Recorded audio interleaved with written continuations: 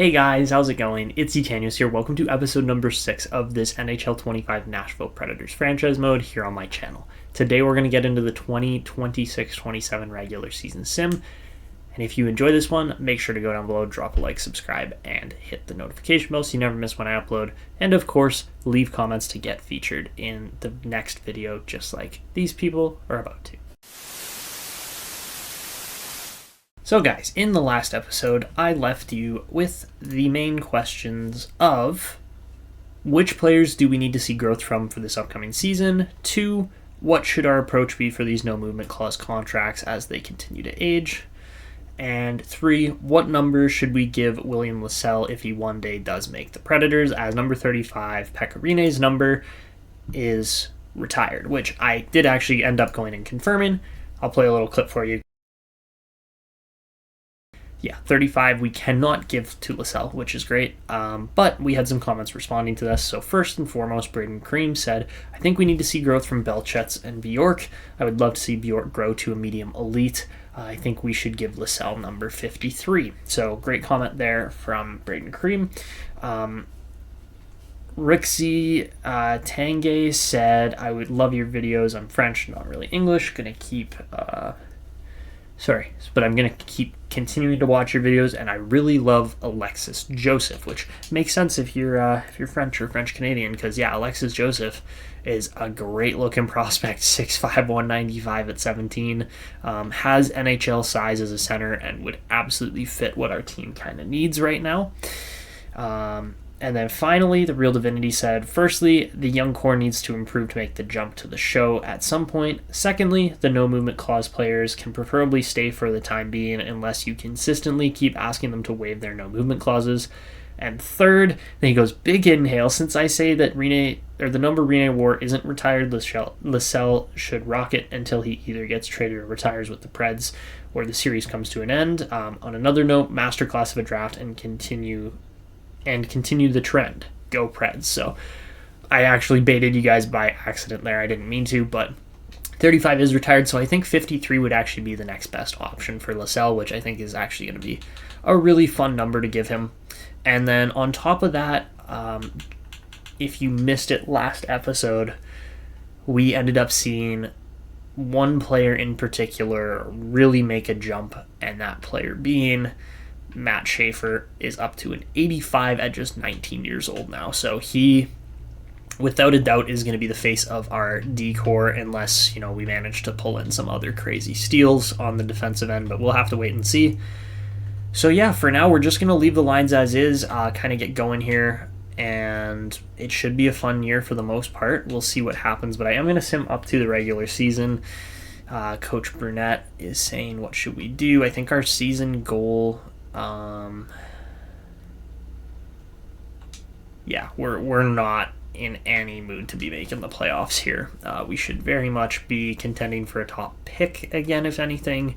This team is just lacking some pretty major pieces, mostly on the back end and in goal more than anywhere else. But that's really something that, we just need to hopefully see more development in is the prospect area more than anything else right now, because that is going to be the future of this team. Yeah, we're going to be bad for a couple of seasons. There's no doubt about that. Okay, so we will get into the calendar sim. I'll kind of go month by month, but I'm not really super concerned about that. So yeah, we'll see how our team does. Okay, guys, so for the first month, we go 2-7-0. Only win against the Penguins and the Kraken, so off to the exact start that I was kind of expecting this month. Okay, so we end up going, 2-7. So we ended up going 4-6-2 in the next month. So tracking on pace to be the worst team in the league. We'll see if that pace continues or if we end up getting surpassed by maybe like Chicago or somebody else like that. I don't know. Actually, who else is a really bad team? There's one or two other bad teams. All right, we're going best roster at this point. Apparently we're just on a 3-game heater. So we might not be the worst. Yeah, we're not the worst team anymore because the Bruins and Flyers have caught us somehow. Don't ask me how, but there's no way Boston's getting Gavin, McKenna, and Landon Dupont. That would just be insane. Just back back-to-back number 1 picks. Where's this New Jersey? Do we have a New Jersey pick, or what's the other? Yeah, okay, so it looks like it's going to land right in there, kind of just outside of that top 20, top 15.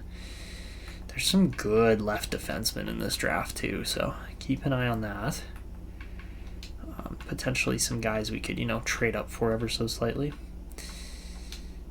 I don't exactly love where we are. I'd love to be like bottom 2, but if we don't quite end up there, so be it. So we're actually sitting like 4th or 5th last place now, I believe. I might be wrong on that, but oh yeah, we're 5th last now. So Philly, Montreal, Chicago, and Boston have all managed to be worse than us in spite of all having better teams. Oh yeah, don't show me the team reports, thank you. That's a sick team. I have no idea how they're not doing okay. Chicago, probably the same thing, just like, no, actually Chicago's pretty garbage. But their defense should be better than that. And then Boston is just staggering as to how much they're underperforming right now. I don't know what to say. Alright, so I think we're probably just going to go straight to the end of the season because there's not really a lot of trades or anything else we need to do. So yeah, we'll see if the Predators can kind of bottom it out and get the best odds for Dupont here. Well, the good news is we're in a bottom 3 spot right now. Okay, guys, so sitting at April 1st, we're 27, 41, and 7. Second, last place. Last place is tied between the Blackhawks and the Bruins right now. Bruins have played 1 less game, so Chicago's actually ahead of them technically. But we've got 7 games left. We would like to probably lose most of these. And okay, off to a good start there with Calgary. LA doesn't help. Yeah, and Chicago's holding that 1-point deficit over us. That one singular point. And come on, baby. That needs to be a loss. Okay, so we lose to the Sharks. Oh, okay. Looking good. Come on. We lose to the Blackhawks. That's especially good. Come on. And we lose to the Oilers. Okay, 65 points. Yes, okay, I think we did it. I think we got the best odds, but we'll have to wait and see. We may have very well finished dead last in the league, which would be an achievement in the Landon Dupont draft year, because that gives us the best shot at Dupont. Obviously, we still might not get him, but that could very well be an achievement for this franchise to land in the number 1 worst spot. But we'll see. We'll see what happens. The Rangers put up 124 points. The Avalanche put up 127. Literally double almost what we were able to put up. That's crazy. So yeah, 29 wins. We beat out the Blackhawks by, I think that's a singular point as well. Literally 1 point difference for the best odds in the Dupont sweepstakes. Montreal's right there, so is Boston. Yeah, this is good. This is good. I think we got a good chance, but we'll see. We'll see. Who knows? The lottery might just screw us and throw like the 7th best team into that spot for the Dupont sweepstakes. But Roman Josi actually puts up a decent year at 30.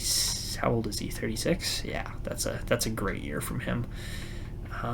Besides that, nothing too crazy for numbers here. Ruedel had a rough year, man. Holy, 24 points. He's growing still somehow, even though he scored less points than last year, but he also played a lot less games, so that kind of makes sense. Matthew Schaefer only scored, he's up to an 86, but he only scored 15 points in his rookie year, so not a great year from our number 2 pick, but give him time, let him develop. He's already looking pretty solid, so it's just a matter of letting him progress and get better. Wow, Kamel took a serious morale boost. Yeah, that's not good. Team performance is really affecting that right now, so we'll hopefully get that back up. But yep, very, very solid finishing place for the Predators this year. Let's go take a look at the entire league here. It's It's going to be Nikita Kucherov with 133 points, just besting Nathan McKinnon. He scores a 60-60 season. So does McKinnon. McKinnon scores more goals, but yeah, slightly more points for Kucherov. Some crazy scoring, though, here. Lots of 100-point guys. Gunther and Jack Hughes end up just outside of that 100-point pace. So, yeah, crazy good seasons there. Nick Hague played 86 games. Jeez.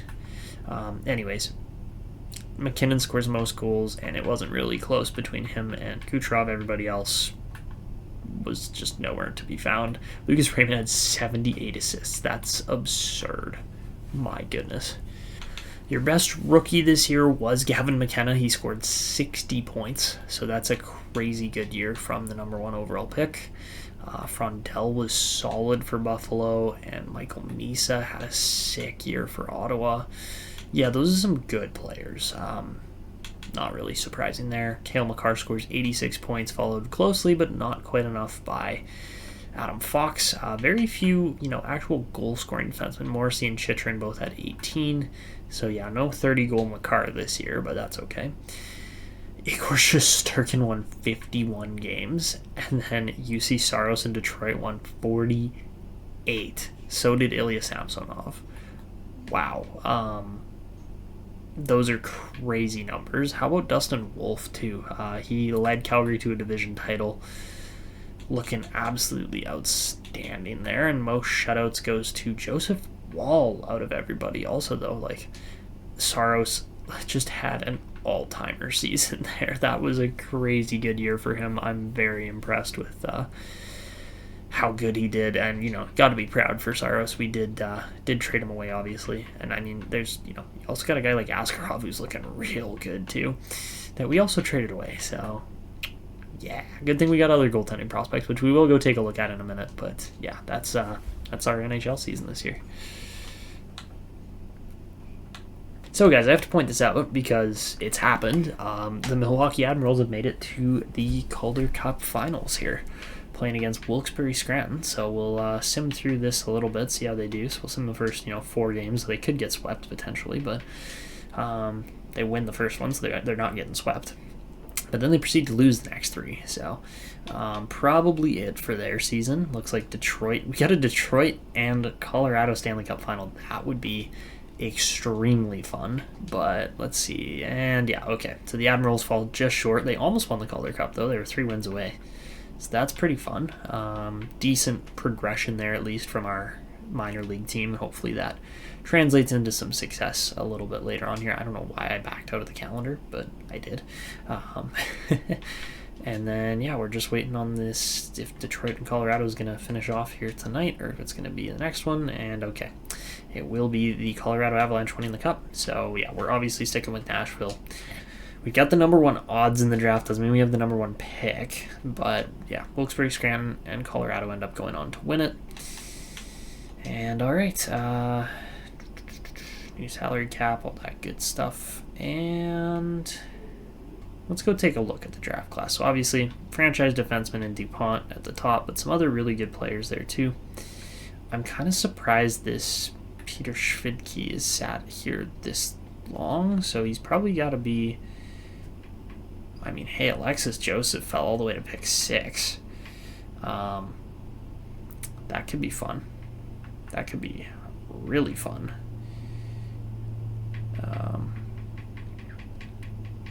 But yeah, we're not going to have a pick in that range, so we'll probably have to go with either like a Demetrius Riley or a Jorgen Carlson, or who's this guy, Kenny Pearson. Yeah, there's options. There's options for us to draft. I'm not saying that we necessarily need another lefty, but that might not be a bad option to pursue. Overall, though, I do think we still need that 1C. I mean, I'll show you guys here right away. Here's the progress reports. So this is what we're looking at for the year. So really the only big growth in the show came from Matt Schaefer and Steven Ruedel, which makes sense. Those are the only young guys that are kind of, developing right now. Matthew Wood had a decent year, but we also saw some pretty negative impact on a guy like, he's not even up here right now. Tanner Molendyk actually has made a decent jump, though, so he will probably be in our defensive core next year, which is great. And then, Joakim Kamel just took some rough go there this season. But, I mean, we've got a guy like Belchetz coming up. He's looking really good for, again, a 4th overall pick. So he did go a little high, but that's okay. Viggo Bjorck up to a 79 from, what did we draft him at? He was like 72 overall, wasn't he? 74. Okay, so he grew by 5 ratings. That's solid. Ethan Belchetz only grew by 2, but that's okay. Kazevnikov grew by 1 to 2 ratings, depending on where he wants to sit. Ravensbergen looking really good too. And then who else was in here? Nielsen made a little bit of a stride there, so that's good. Lots of growth from William Lassell, so that's another guy to keep an eye on because he could very well be our goalie of the future. We'll have to decide between him and Ravensbergen at some point. It might not be for a couple of years still, but Hurlburt grew quite nicely. He grew by, what do we get him at? I'm pretty sure 57 rated isn't right. I think he was 68 rated. Yeah, 68 would make a lot more sense. I must have keyed it in wrong on the pin pad. So he grew by 4 ratings, so that's solid. Carter Bear hasn't grown as much as I was kind of expecting him to, but he also just put up a ridiculously good stat line, so hopefully that will translate to a little bit more growth overall for him because he looks very, very solid too. And then Adam Novotny grew pretty nicely as well. Again, we got him, 4th round? Yeah, 100th overall, so for a 100th overall pick, he's got some potential for sure. And then Leclerc and Bengton also grew quite nicely. So that's where we're at with our prospect pool. Again, I still think we need that 1C, and we have the best shot at Dupont here, so we'll see what happens. But, I think it's just awards now. So let's go take a look at that. First things first, let's take a look at the playoff tree. So here is the playoff tree. Detroit beats the Islanders, Leafs, Capitals, and then loses to the Avalanche, who beat the Kings, Stars, Golden Knights, and then, of course, the Red Wings. Okay, guys, so for awards this year, Nikita Kucherov won the Art Ross by, again, 2 points. Nathan McKinnon won another Hart Trophy. That's 3 in the last 4 years. Adam Fox won his first Norris in a while, beating out Makar somehow. Kucherov wins the Lady Byng, which, again, don't ask me how. Michael Misa beats out Gavin McKenna for the Calder, again, somehow. Don't ask me how, these awards don't make sense. Rantanen wins the Conn Smythe. Shesterkin deservedly wins the Vezina, as well as the Jennings. Logan Hensler gets the Masterton this year. Gainey, or Calgary's coach, gets the Jack Adams. Barkov gets the Selke. McKinnon gets his 3rd Lindsay in 4 years. And then he also gets the Rocket. So lots of awards for Nathan McKinnon, but Kucherov was right in there too. Those guys, again, it's really a 2-horse race with those guys. But without further ado, let's get to the draft lottery and see if our number 1 odds actually help out our case in the Dupont sweepstakes at all. So here we go, moment of truth. And what's it going to be? Yes, let's go. All right, the number 1 pick lands the number 1 spot. I love that. That was awesome. I kind of sounded like President Trump there for some reason when I was talking, but regardless, we just landed Landon Dupont. Leave it to Nashville to get the best defenseman in the past decade. Essentially, Makar was, 2017? 2018? 2017, right? So, best defenseman in a decade, potentially. So, all right, that is awesome. So we got the number 1 pick. Montreal actually jumped from 3 to 2, so that's awesome for them. Chicago falls by 1, so really not much change there. Buffalo's a bottom 5 team as well. Ouch for Buffalo, but hey, you know what? We'll take it. That is awesome. Okay, so we'll advance another day here. Finish off with the retirees, and then we got the number 1 pick, so I think we're set. That's awesome. That is absolutely awesome. A Dennis Potvin comparison is also just stupidly good. It's gonna be fun here in Nashville now. So we're going to have to see because, again, there is a lot of elite centers on the board here, too. And I think we could potentially snag one in this, like, 4 to 7 range, somewhere in there. I feel like maybe we could get one of those guys. We don't need to necessarily, but I think that could really help with our case. Or maybe we just trade up to get, again, another, like, left shot defenseman. But we do have Molendijk, so we have Molendijk and Manning on the left side. I'm not really worried about our left side. I think we're going to be fine.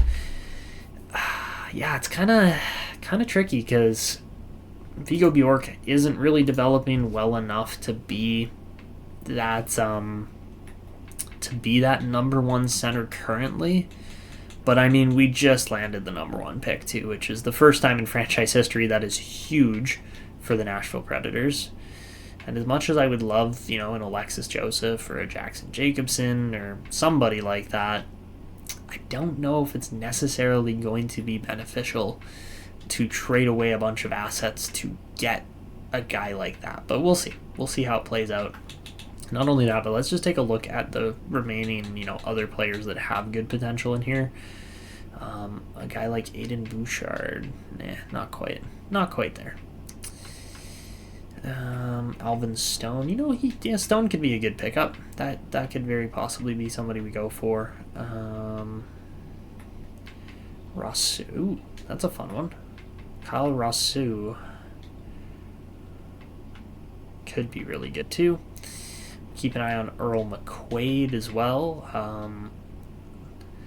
Lafournier, I don't know if we're going to be able to get, but I mean, NHL ready as a right winger. We don't need right wingers. We're pretty set on the right wing. Yeah, it's an interesting looking draft class. There's lots to kind of play around with.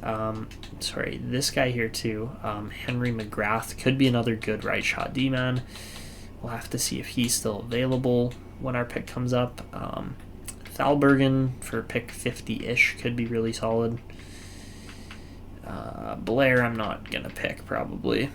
Same with, I'd love Pearson, but I don't think we're going to need him. So yeah, really the only way I could see a trade playing out into the top 4 to 7 range would be if we trade away a Joshua Ravensbergen, which I don't necessarily feel comfortable with right now. We're still waiting on a guy like LaSalle to develop a little more before we make that call of going with the higher potential guy. But yeah, it's a good situation to be in, but it's also a worrisome situation at the same time because you don't want to trade away either of these guys yet. You want to wait and have to pick between them later on rather than making too hasty of a move and then regretting it later. So yeah, my god, our right wing is just loaded, and then we got like no left wingers in comparison and pretty much no centers too. So yeah, it's a interesting spot right now in Nashville, but hey, we've got a franchise defenseman coming in here. He's going to play the right side, of course, with Matt Schaefer on his left. That's just going to be so good. We're going to have such a good defensive core. It's going to be fun. It's going to be really fun. So, all right, we'll advance one more day, get the retirees out of the way here, see who is calling it quits, calling it a career. And it's going to be Claude Giroux, Corey Perry, Roman Josi calls it quits. I can't say I saw that coming. He's not even that old. Like, he's only 37, and he just scored a 65-point season. I don't know. Maybe he looked at it and went, I'm not the defenseman I used to be. I'm not really happy on this team either. So that's actually a huge loss for us, because I was really hoping Josi would kind of be able to coach and, like, help with Dupont's development. But maybe he'll become a coach, something like that. But that is a big loss for us. Another notable Nashville Predator at one point in his career, Matthias Ekholm, calls it quits with over 1,000 games played. So for a 4th round pick in 2009, that's pretty solid. But yeah, very sad to see Josi retire that early. I did not expect to be losing an 89 rated player off of this roster today. Ouch. Okay. Ooh. Okay. That stings. Also, another notable Nashville Predator I missed, Ryan Suter. Obviously started his career with Nashville back in 2003. So yeah, played a while in Nashville before heading off to Minnesota. So wow.